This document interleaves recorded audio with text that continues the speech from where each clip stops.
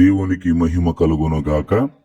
ప్రియమైనటువంటి దేవుని బిడ్డలందరికీ మన ప్రభువును రక్షకుడైన యేసుక్రీస్తు వారి పరిశుద్ధ నామములో శుభాభివందనలు తెలియపరుస్తూ ఉన్నాను.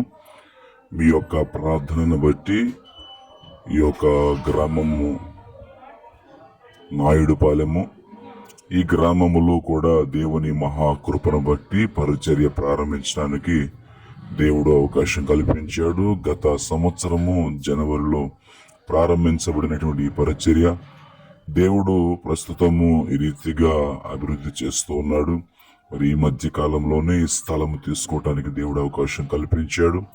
స్థలములో మట్టి తోలటానికి దేవుడు కృప చూపించాడు. ఇక్కడ ఉన్నటువంటి అన్యులైనటువంటి సహోదరులు కోటేశ్వరరావు, అలాగే నాగరాజు, వీరందరూ కూడా మరి ఇక్కడ దగ్గర నుండి పని చేయిస్తూ ఉన్నారు. అలాగే కొన్నేలు గారు, బ్రహ్మయ్య గారు కూడా మరి సంఘం తరపున నిలబడి పని చేస్తూ ఉన్నారు.